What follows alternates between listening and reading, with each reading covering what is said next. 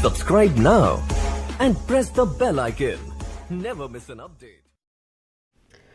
नमस्कार साथियों, स्वागत करता हूं सबका इस YouTube चैनल पर जिसका नाम है स्टडी विद पीएन लोधा। मित्रों, आज हम जो माध्यमिक शिक्षा बोर्ड राजस्थान की पुस्तक है कक्षा 7 की, उसके सभी वस्तुनिष्ठ प्रश्न इस वीडियो में करने वाले हैं। क्लास 7 की जो भूगोल नाम से जो बुक चलती है, बिल्कुल उसी के क्वेश्चन आज हम सोल्व करेंगे, जो कि लेवल 1 और लेवल 2 दोनों के लिए काफ़ी ज़्यादा उपयोगी होने वाले हैं साथियों। तो चलिए शुरू करते हैं। देखिएगा, पूरे वीडियो को देखना है क्योंकि एक एक क्वेश्चन बहुत इंपॉर्टेंट है। जो माध्यमिक शिक्षा बोर्ड ने खुद ने क्वेश्चन बना रखे हैं वही क्वेश्चन मैं आपको करवाने वाला हूं। तो चलिए पहला क्वेश्चन देखेंगे। आपके पार्ट 1 का पहला क्वेश्चन देखेंगे साथियों। पार्ट 1 जो कि आपके नाम से चलता है, पार्ट 1 जैवमंडल और भूदृश्य। पार्ट 1 का नाम क्या है? जैवमंडल और भूदृश्य, इस नाम से ये है पार्ट। तो इसके सभी प्रश्नों को हम हल करने वाले हैं। देखिए, पहला क्वेश्चन पार्ट 1 के अंतर्गत आपके आता है मित्रों, स्थानीय भाग जो 3 ओर से जल से घिरा हो उसे कहते हैं द्वीप, प्रायद्वीप, सागर और महासागर। तो मित्रों, स्थल का वह भूभाग जो 3 ओर से जल से घिरा हो उसको क्या कहा जाता है मित्रों? उसको कहा जाता है प्रायद्वीप। क्या कहा जाता है मित्रों? उसको कहा जाता है प्रायद्वीप। क्या कहा जाता है साथियों? स्थानीय भाग जो 3 ओर से जल से घिरा हो, मतलब उसके 3 तरफ जल हो, तो उसको प्रायद्वीप के नाम से जाना जाता है। जैसे दक्षिणी भारत है, वो भी 3 ओर से जल से घिरा है दक्षिणी भारत, तो वो भी एक प्रायद्वीप है साथियों। अतः दूसरा विकल्प प्रश्न नंबर 1 में सही है। नेक्स्ट प्रश्न नंबर 2, स्थल का वह भूभाग जहां नदी और सहायक नदी बहती है उस मैदानी क्षेत्र को क्या कहते हैं? द्वीप, बेसिन, तटीय और मैदान। तो मित्रों, स्थल का वह भूभाग जहां नदी और सहायक नदी दोनों बहती है उसको किस नाम से जाना जाता है मित्रों? उसको नदी का बेसिन कहते हैं। क्या कहते हैं? उसको नदी का बेसिन कहा जाता है साथियों। सेकंड विकल्प सही है दूसरे में। नेक्स्ट प्रश्न नंबर 3, विश्व की सबसे ऊंची चोटी माउंट एवरेस्ट है जिसकी ऊंचाई है 8,884 मीटर, 8,848 मीटर, 8,488 मीटर और 4,888 मीटर।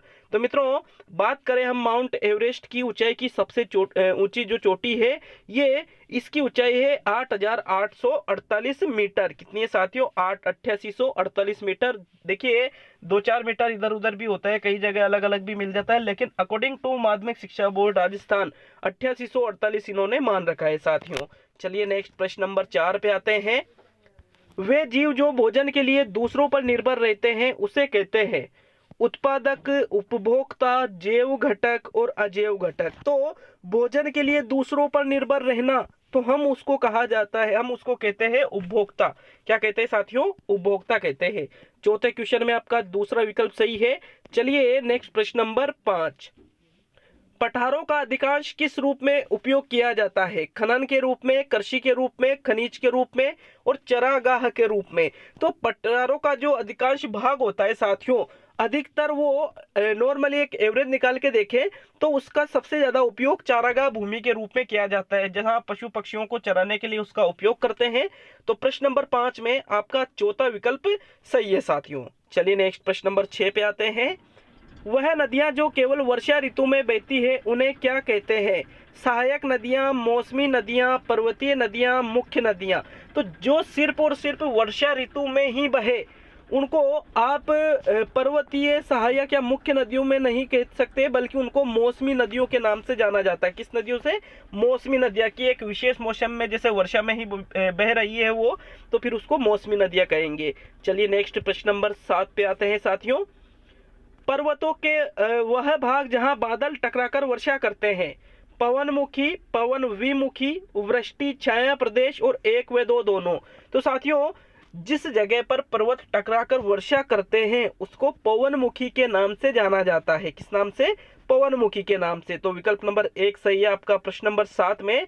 चलिए नेक्स्ट प्रश्न नंबर 8, विश्व का सबसे बड़ा द्वीप माजुली द्वीप किस नदी पर स्थित है? तो साथियों, द्वीप की बात की जा रही है, प्रायद्वीप की नहीं बल्कि द्वीप की बात की जा रही है। जो माजुली द्वीप है वो किस नदी के तट पर स्थित है? तो साथियों ये ब्रह्मपुत्र नदी के तट पर स्थित है। आपका चौथा विकल्प यहाँ पर बिल्कुल सही है साथियों। नेक्स्ट चलिए आगे बढ़ेंगे। अब पार्ट 1 के पूरे क्वेश्चन हो चुके हैं।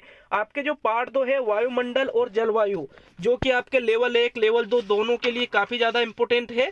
तो साथियों विशेष रूप से पार्ट 2 को तो जरूर पूरा देखना साथियों, एग्जाम में क्वेश्चन आने के बहुत ज्यादा चांस है यहाँ से। तो चलिए पार्ट 2 का पहला क्वेश्चन देखेंगे। उष्णकटिबंधीय चक्रवातों को संयुक्त राज्य अमेरिका में क्या कहा जाता है? तो मित्रों जो उष्णकटिबंधीय चक्रवात होते हैं इनको हरिकेन कहते हैं, टोर्नेडो कहते हैं, टाइफून कहते हैं या विली विलीज कहते हैं संयुक्त राज्य अमेरिका में। तो साथियों संयुक्त राज्य अमेरिका में इन्हें हरिकेन कहा जाता है। क्या कहा जाता है साथियों? हरिकेन कहा जाता है। जबकि चीन व जापान में इसे टाइफून कहते हैं साथियों।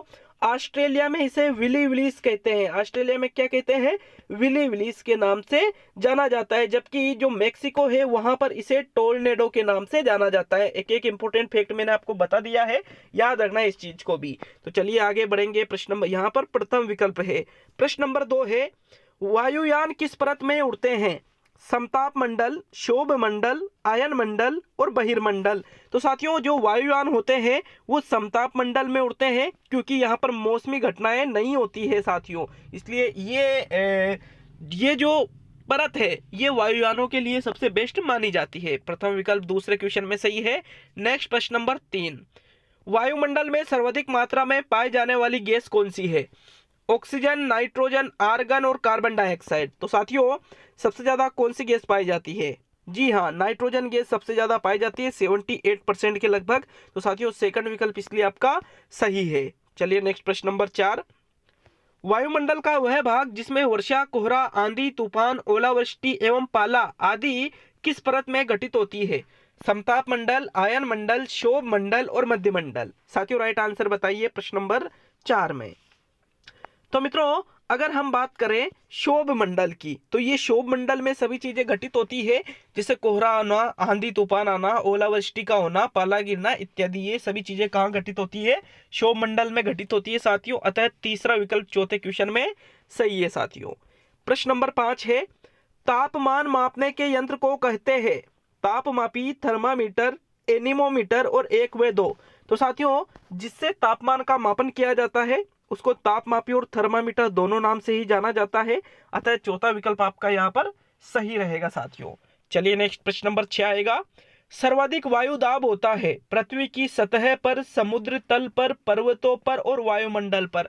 तो साथियों सर्वाधिक वायु दाब बात करें अगर सर्वाधिक वायु दाब की तो ये होता है समुद्र तल में। समुद्र तल देखे आपको पता होगा कि बहुत ही ज्यादा गहराई होती है समुद्र की, तो उसका जो तल होता है साथियों वहां पर अत्यधिक वायुदाब होता है। अत्यधिक जो बड़ी बड़ी जो नेवी की जो शिप होती है साथियों, शिप मतलब जो अंडरग्राउंड में रहती है पानी के अंदर, जिसको हम सबमरीन के नाम से जानते हैं, वो भी समुद्र के तल पर जब जाती है बहुत ही ज्यादा नीचे, तो वहां पर वो भी एक तरह से दुर्घटना होने का वहां पर डर रहता है सबमरीन के लिए भी। तो साथियों इसलिए दूसरा विकल्प आपका सही है प्रश्न नंबर 6 में। प्रश्न नंबर 7 है वायुदाब को मापने की इकाई है थर्मामीटर, दिक्सूचक, बैरोमीटर और एम्पियर मीटर।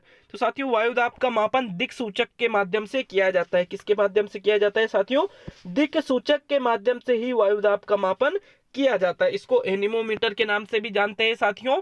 नेक्स्ट प्रश्न नंबर 8, राजस्थान में गर्मी की ऋतु में चलने वाली गर्म पवन को कहा जाता है व्यापारिक, मावट, लू और पछुआ। तो देखिएगा गर्मी के ऋतु में जो चलती है उसको लू कहते हैं, जो अत्यंत गर्म हवाएं होती है उनको लू के नाम से जाना जाता है साथियों। तीसरा विकल्प है 8वें प्रश्न में। नेक्स्ट प्रश्न नंबर 9, इनमें से वर्षा का प्रकार नहीं है संवहनीय वर्षा, पर्वतीय वर्षा, चक्रवातीय वर्षा और मौसमी वर्षा। तो साथियों अगर वर्षा के प्रकारों की बात करें तो वर्षा के 3 प्रकार बताए गए हैं, जैसे संवहनीय वर्षा बताई गई है, पर्वतीय वर्षा बताई है, चक्रवातीय वर्षा बताई है, लेकिन मौसमी वर्षा नहीं बताई है। तो चौथा विकल्प आपका सही है 9वें क्वेश्चन में। नेक्स्ट प्रश्न नंबर 10, कौन से चक्रवातों द्वारा प्रतिवर्ष की भारी मात्रा में नुकसान होता है? उपोष्ण, उष्ण कटिबंधीय चक्रवात, उपोष्ण कटिबंधीय चक्रवात और ध्रुवीय कटिबंधीय चक्रवात। तो साथियों सर्वाधिक भारी मात्रा में नुकसान होता है उष्णकटिबंधीय चक्रवातों से। सेकंड विकल्प सही है साथियों प्रश्न नंबर 2 में। तो ये आपके पार्ट 2 भी पूरा हो चुका है। लेवल 1 और लेवल 2 के लिए, दोनों के लिए बेस्ट क्वेश्चन मान सकते हो आप, जिनका निर्माण खुद माध्यमिक शिक्षा बोर्ड राजस्थान के द्वारा किया गया है। तो चलिए पार्ट 3 की ओर बढ़ेंगे साथियों। तो मित्रों पार्ट 3 आपके किस शीर्षक से उद्धृत किया गया है? जल। पार्ट 3 का नाम है आपके जल, जो कि लेवल 1 में और लेवल 2 में दोनों के लिए काफी ज्यादा उपयोगी है। मित्रों एक एक क्वेश्चन को समझना है, याद रखना है अच्छी तरह से, स्क्रीनशॉट आप ले सकते हो। तो चलिए पार्ट 3 को शुरू करते हैं। पहला क्वेश्चन इसमें आपके आता है, जल दिवस मनाया जाता है 25 मार्च को, 22 मार्च को, 15 मार्च को और 10 मार्च को। तो साथियों प्रतिवर्ष 22 मार्च को जल दिवस के रूप में मनाया जाता है। साथियों आपका यहाँ पर सेकंड विकल्प बिल्कुल सही आंसर है मित्रों। चलिए नेक्स्ट प्रश्न नंबर 2 पे आते हैं। वोन झील किस देश में स्थित है? अमेरिका, ब्राजील, ईरान और तुर्की। तो साथियों वोन झील की अगर हम बात करें तो ये तुर्की में स्थित है। कहाँ पर स्थित है? ये तुर्की में स्थित है। आपका चौथा विकल्प सही है प्रश्न नंबर 2 में। नेक्स्ट प्रश्न नंबर 3, पृथ्वी पर मौजूद समस्त जल का कितना प्रतिशत जल पीने योग्य है? 0.5%, 1.5%, 2.5% और 3.5%। देखिए लगभग 70% या 71% के आसपास पूरी जो भूमि है वो जल से ढकी हुई है साथियों। तो इतना जो जल है उसका मात्र 2.5% ही पीने के योग्य माना जाता है। इसलिए थर्ड विकल्प आपका बिल्कुल सही है साथियों। नेक्स्ट प्रश्न नंबर 4 पे चलते हैं। चौथा क्वेश्चन है, विश्व की सबसे खारे पानी की झील स्थित है? तुर्की की वोन झील, इजराइल की मृत सगरब, राजस्थान की सांबर झील, सगरम नहीं सॉरी सागर है ये, इजराइल की मृत सागर, राजस्थान की सांबर झील और यूएसए की सुपीरियर। तो साथियों सबसे खारे पानी की झील विश्व की बात की जा रही है, वो है आपके तुर्की की वोन झील को विश्व की सबसे खारे पानी की झील माना जाता है। आपका यहाँ प्रथम विकल्प सही है चौथे क्वेश्चन में। नेक्स्ट क्वेश्चन आता है साथियों 5वां, गंगा नदी को साफ करने के लिए भारत सरकार ने कौन सी योजना चलाई है? हर हर गंगे, पवित्र गंगा, नमामि गंगे, गंगा प्लान। तो गंगा का पानी इतना अशुद्ध, जिसमें इतने ज्यादा एक तरह से पॉलीथीन वगैरह या अन्य कई सारी जो बिना काम की चीजें हैं जिनसे जो जल है वो अशुद्ध होता है, इसके लिए भारत सरकार ने साफ करने के लिए नमामि गंगे नामक प्रोग्राम का संचालन किया है साथियों। तीसरा विकल्प आपके प्रश्न नंबर 5 में सही है। नेक्स्ट देखेंगे प्रश्न नंबर 6 को, भविष्य का सोना या नीला सोना किसे कहा जाता है? भविष्य का सोना या नीला सोना, जल को, हवा को, पेशों को और पृथ्वी को। तो साथियों साफ जल जो होता है उस साफ जल को, जल ऐसा नहीं है कि प्रदूषित जल हो या फिर खराब ही जल हो, वो नहीं, बल्कि जो साफ और सुरक्षित जल होता है उसको भविष्य का सोना या नीला सोना के नाम से जाना जाता है मित्रों। इसलिए प्रथम विकल्प आपका सही है प्रश्न नंबर 6 में। तो ये पार्ट 3 के प्रश्नों को भी हम देख चुके हैं। अब पार्ट 4 के सभी प्रश्नों को देखेंगे। पार्ट 4 का नाम आपके आता है भूमि। क्या आता है साथियों? भूमि। इससे बहुत ही अच्छे क्वेश्चन आपके सामने निकल के आएंगे मित्रों। तो पहला क्वेश्चन, वह भूमि जिस पर फलदार वृक्ष उगाए जाते हैं उसे कहा जाता है? उद्यान भूमि, चारागाह भूमि, प्रति भूमि और कृषि भूमि। तो जिस पर फलदार वृक्ष उगाते हैं उसको उद्यान भूमि के नाम से जानते हैं। कृषि भूमि पे फसलें उगाते हैं। चारागाह भूमि जो होती है उस पे तो पशु जो होते हैं वो चरते हैं साथियों, जबकि प्रति भूमि में फलदार वृक्ष नहीं उगाए जाते हैं। तो चलिए नेक्स्ट प्रश्न नंबर 2 पे आएंगे। भूमि का उपयोग कृषि कार्य में अधिक होता है, वह है मैदानी भूभाग, पहाड़ी भूभाग, मरुस्थलीय भूभाग और पठारी भूभाग। तो कृषि कार्य में अधिक कहाँ की भूमि का प्रयोग होता है? जो मैदानी भूमि होती है साथियों, मतलब जहां पर पहाड़, मरुस्थल और पठार नहीं हो, ऐसे भाग का सर्वाधिक प्रयोग कृषि कार्यों के लिए किया जाता है। विकल्प नंबर 1 सही है आपका प्रश्न नंबर 2 में। नेक्स्ट आता है प्रश्न नंबर 3, विश्व के कुल भौगोलिक क्षेत्रफल का कितना प्रतिशत कृषि भूमि है?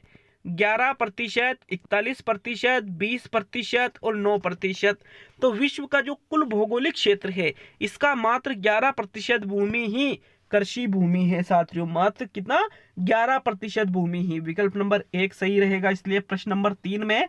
नेक्स्ट प्रश्न नंबर 4 पे आते हैं। भारत का सबसे बड़ा महानगर जो 7 द्वीपों पर बसा हुआ है, दिल्ली, मुंबई, चेन्नई और गोवा। साथियों राइट आंसर बताना है, राइट आंसर कौन सा रहेगा। भारत का सबसे बड़ा महानगर कौन सा है जो 7 द्वीपों पर बसा हुआ है? तो साथियों वो है मुंबई। मुंबई ही 7 द्वीपों पर बसा हुआ शहर है साथियों। सेकंड विकल्प आपका प्रश्न नंबर 4 में सही है। नेक्स्ट आगे बढ़ेंगे साथियों प्रश्न नंबर 5 पर। पश्चिमी राजस्थान में मरुस्थल के विस्तार को रोकने के लिए जोधपुर में स्थापना की गई।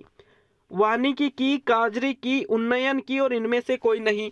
तो कि भाई मरुस्थल का विस्तार है वो पश्चिमी राजस्थान में फैले नहीं बल्कि रुक जाए, इसके लिए काजरी की स्थापना की गई साथियों। किसकी? काजरी की।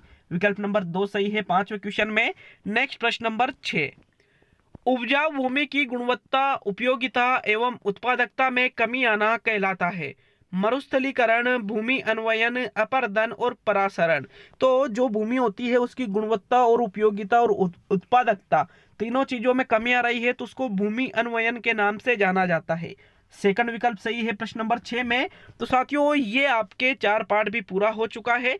अब पार्ट 5 के प्रश्नों को देखेंगे जो कि वन और वन्य जीव नाम से है। वन और वन्य जीव नाम से। तो साथियों ये भी आपके सिलेबस में पूर्णतः है तो इसलिए इसके भी सभी प्रश्नों को आपको देखना है। तो चलिए पार्ट 5 के प्रश्नों को। पहला क्वेश्चन, खेजड़ली बलिदान संबंधित है वन संरक्षण से, कृषि उत्पादन से, औद्योगिकीकरण से, तकनीकी विकास से। तो साथियों खेजड़ली बलिदान का नाम तो सभी ने आपने सुन रखा होगा। अगर हम इसकी बात करें तो ये वन संरक्षण से संबंधित है। अमृता देवी का नाम सुना होगा ना साथियों, वो चीज है। वनों को काटने से बचाने के लिए इन्होंने अपने प्राण तक न्यौछावर कर दिए थे। तो अतः प्रथम विकल्प आपका सही रहेगा प्रश्न नंबर 1 में। नेक्स्ट प्रश्न नंबर 2। पृथ्वी के फेफड़े कौन से वन क्षेत्र को कहते हैं? उष्ण कटिबंधीय सदाबहार वन, शीतोष्ण कटिबंधीय सदाबहार वन, उष्ण कटिबंधीय मानसून वन और भूमध्य सागरीय वन। तो साथियों पृथ्वी के फेफड़े किन वनों को कहा जाता है? मित्रों उष्ण कटिबंधीय सदाबहार वन जो होते हैं, सदाबहार उष्ण कटिबंधीय, लेकिन उनको ही पृथ्वी के फेफड़े के नाम से जाना जाता है। प्रथम विकल्प सही है दूसरे क्वेश्चन में। चलिए नेक्स्ट प्रश्न नंबर 3। विश्व का फलोद्यान कौन से वन क्षेत्र को कहते हैं? कोणधारी वन, सदाबहार वन, भूमध्य सागरीय वन और पतझड़ी वन। तो विश्व का फलोद्यान भूमध्य सागरीय वनों को कहा जाता है साथियों। एक एक क्वेश्चन बहुत ही ज्यादा इंपॉर्टेंट है, ये आरबीएससी के प्रश्न है मित्रों। नेक्स्ट प्रश्न नंबर 4। कनाडा में कोणधारी वन को कहते हैं टेगा, सेल्वा, स्टेपी और डाउन्स। क्या कहा जाता है साथियों कनाडा में कोणधारी वनों को? राइट आंसर बताना है प्रश्न नंबर 4 में। तो मित्रों कनाडा में इन कोणधारी वनों को टेगा कहा जाता है। क्या कहा जाता है साथियों? टेगा कहा जाता है। अतः आपका यहाँ पर प्रथम विकल्प बिल्कुल सही है साथियों। नेक्स्ट आगे बढ़ते हैं प्रश्न नंबर 5 पर। 5वां क्वेश्चन है, विश्व का सबसे बड़ा मरुस्थल सहारा स्थित है। पूर्वी अफ्रीका में, पश्चिमी अफ्रीका में, दक्षिणी अफ्रीका में और उत्तरी अफ्रीका में। तो साथियों जो सबसे बड़ा मरुस्थल है सहारा वो कहां पर स्थित है साथियों? मित्रों अगर हम बात करें विश्व के सबसे बड़े प्रमुख या मरुस्थल की तो वो अफ्रीका के उत्तरी अफ्रीका में स्थित है साथियों। कहां पर? उत्तरी अफ्रीका में। 5वां में आपके है। चौथा विकल्प बिल्कुल सही है साथियों। नेक्स्ट बात करेंगे प्रश्न नंबर 6 की। चिपको आंदोलन किसके नेतृत्व में हुआ? कमला बजाज, अमृता देवी, जमनालाल कोठारी और गोरा देवी। राइट आंसर बताना है। चिपको आंदोलन किसके नेतृत्व में हुआ था साथियों? राइट आंसर प्रश्न नंबर 6 में। तो मित्रों अगर हम बात करें चिपको आंदोलन की तो ये गोरा देवी के नेतृत्व में हुआ था। किसके नेतृत्व में हुआ था साथियों? गोरा देवी के नेतृत्व में वहां के निवासियों द्वारा इस कार्य को चिपको आंदोलन की शुरुआत की गई थी। तो यहाँ आपका चौथा विकल्प सही है मित्रों प्रश्न नंबर 6 में। नेक्स्ट प्रश्न नंबर 7 पे आते हैं। विश्व में संकटग्रस्त प्रजातियों की सूची में कहा जाता है लाल आंकड़ा किताब, दुर्लभ आंकड़ा किताब, संकटग्रस्त किताब और सफेद आंकड़ा किताब। तो लाल आंकड़ा जो किताब है, लाल आंकड़ा किताब को ही संकटग्रस्त प्रजातियों की सूची में कहा जाता है। मतलब जो विश्व में संकटग्रस्त प्रजातियां हैं उनका जो लेखन किया जाता है, उनका जो आंकड़े इकट्ठे किए जाते हैं वो लाल आंकड़ा वाली किताब होती है साथियों। प्रथम विकल्प आपका सही है प्रश्न नंबर 7 में। तो ये आपके पार्ट 5 के भी पूरे क्वेश्चन में करा चुका हूं। नेक्स्ट पार्ट 6 पे आते हैं साथियों। पार्ट 6 में पहला क्वेश्चन है। पार्ट 6 की अगर हम बात करें तो विभिन्न परिवेशों में मानव जीवन है। पहला क्वेश्चन, थार का मरुस्थल भारत के किस राज्य में स्थित है? राजस्थान, जम्मू कश्मीर, केरल और तेलंगाना। मित्रों, राजस्थान जो थार का मरुस्थल है वो राजस्थान में स्थित है। कहां पर स्थित है? राजस्थान में। विकल्प नंबर 1 सही है आपका प्रथम प्रश्न में। नेक्स्ट प्रश्न नंबर 2, लद्दाख में छोटे छोटे घरों को स्थानीय भाषा में क्या कहते हैं? चंग, खंगपा, हिमानी और इग्लू। तो साथियों, लद्दाख में जो छोटे छोटे घर होते हैं उनको स्थानीय भाषा में किस नाम से जाना जाता है? राइट आंसर प्रश्न नंबर 2 में। तो मित्रों, राइट आंसर बताइए। तो साथियों देखिए, जो इसका राइट आंसर है वो है खंगपा। सेकंड विकल्प सही है दूसरे क्वेश्चन में। नेक्स्ट आता है प्रश्न नंबर 3, निम्न में से गर्म मरुस्थलों में नहीं है? अरब मरुस्थल, कालाहारी मरुस्थल, थार मरुस्थल और गोबी मरुस्थल। तो इनमें से कौन सा गर्म मरुस्थल नहीं है साथियों? प्रश्न नंबर 3 में कौन सा आंसर सही रहेगा? देखिए, अगर हम बात करें तो अरब, थार और कालाहारी तीनों ही गर्म मरुस्थल है, लेकिन गोबी मरुस्थल जो है वो ठंडा मरुस्थल है साथियों। तीसरे प्रश्न में चौथा विकल्प सही है। नेक्स्ट प्रश्न नंबर 4, राजस्थान के कौन से जिले में लाठी सीरीज क्षेत्र में मीठा भूमिगत जल उपलब्ध है? जैसलमेर, बाड़मेर, जोधपुर और बीकानेर। तो साथियों, लाठी सीरीज क्षेत्र का तो नाम आपने सुन ही रखा होगा। देखिए, ये जहां पर मीठा जल पाया जाता है, तो साथियों ये राजस्थान के जैसलमेर जिले में स्थित है। विकल्प नंबर 1 सही रहेगा आपका प्रश्न नंबर 4 में। नेक्स्ट प्रश्न नंबर 5, राजस्थान की जीवन रेखा किसे कहते हैं? गंग नहर, इंदिरा गांधी नहर, यमुना नहर और गंगादास नहर। तो राजस्थान की जीवन रेखा कहा जाता है इंदिरा गांधी नहर को। किसको? इंदिरा गांधी नहर को कहा जाता है साथियों। सेकंड विकल्प आपका यहां पर सही है। नेक्स्ट प्रश्न नंबर 6, विश्व के सभी मरुस्थलों की तुलना में सर्वाधिक जनघनत्व पाया जाता है? सहारा मरुस्थल में, कालाहारी मरुस्थल में, गोबी मरुस्थल में और थार के मरुस्थल में। तो सर्वाधिक जनघनत्व साथियों पाया जाता है राजस्थान के थार के मरुस्थल में। आपका यहाँ फोर्थ विकल्प सही है साथियों। नेक्स्ट बात करेंगे प्रश्न नंबर 7 की। लद्दाख के लोग शरीर को गर्म रखने के लिए एक देशी पेय का उपयोग करते हैं जिसको कहते हैं खगबा, छंग, हिमानी और इलू। क्या कहा जाता है साथियों? इसको छंग कहा जाता है। क्या कहा जाता है? छंग कहा जाता है। आपका सेकंड विकल्प 7वें क्वेश्चन में सही है। चलिए आगे बढ़ते हैं साथियों, आगे बढ़ते हैं। पार्ट 7 और अंतिम पार्ट है ये भूगोल का, जिसमें सामाजिक और राजनीतिक जीवन का सेकंड पार्ट हम पढ़ेंगे। तो साथियों, पहला क्वेश्चन इसका, खादर शब्द का संबंध किससे है?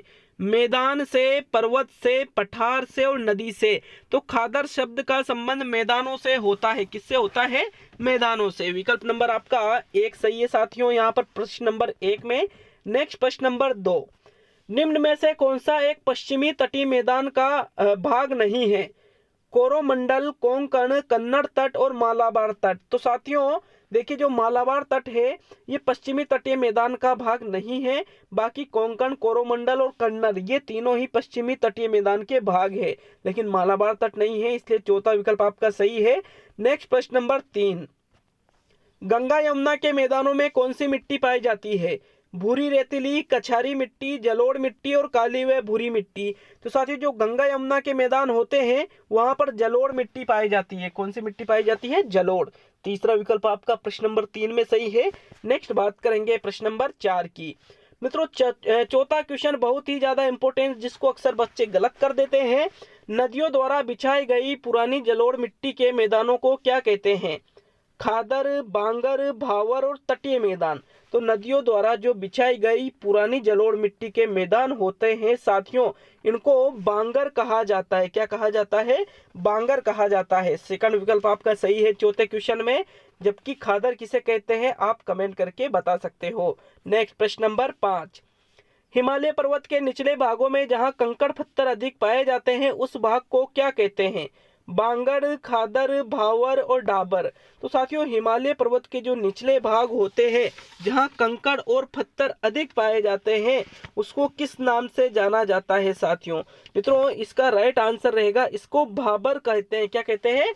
भाबर के नाम से जाना जाता है। भाबर वनी ब है सारी, ठीक है, थोड़ी सी यहाँ मिस टाइपिंग है। तीसरा विकल्प आपके 5वें क्वेश्चन में सही है। नेक्स्ट प्रश्न नंबर 6, शीतकाल में पश्चिमी चक्रवातों द्वारा होने वाली वर्षा को क्या कहते हैं? आहड़, मावट, भावर और बांगर। तो शीतकाल में जो पश्चिमी चक्रवातों द्वारा वर्षा होती है उसको मावट कहा जाता है। क्या कहा जाता है?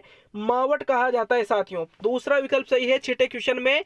तो साथियों 7वां क्वेश्चन, नीलगिरी और इलायची की पहाड़ियां कौन से तट पर स्थित है?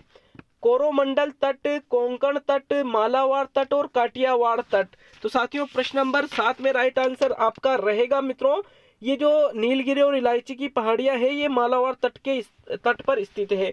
विकल्प नंबर 3 सही है साथियों 7वें में। नेक्स्ट प्रश्न नंबर 8, बरसीम एक प्रकार की वृक्ष है, घास है, झाड़ी है या मसाला है? तो साथियों बरसीम वेरी इंपॉर्टेंट क्वेश्चन, ये एक प्रकार की घास है। क्या है? घास। सेकंड विकल्प 8वें क्वेश्चन में सही है। नेक्स्ट प्रश्न नंबर 9, समुद्र के तट पर निक्षेप से निर्मित खारे जल की झील को क्या कहते हैं? खादर, लेंगून, भाबर और चापसील।